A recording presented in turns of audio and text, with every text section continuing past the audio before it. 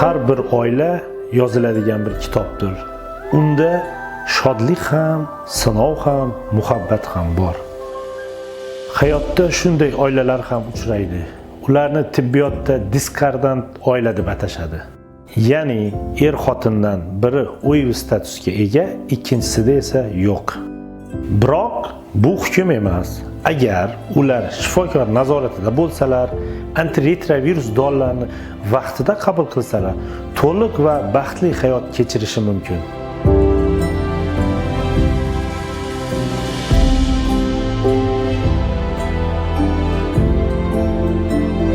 Diskordant oila ham bu oddiy oila.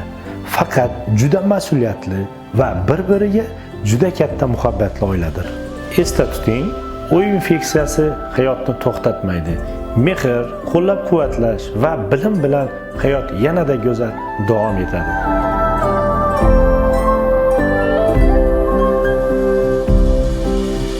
OIV va AIDS haqida ma'lumotga ega bo'ling. Himoyalaning, tekshiruvdan o'ting.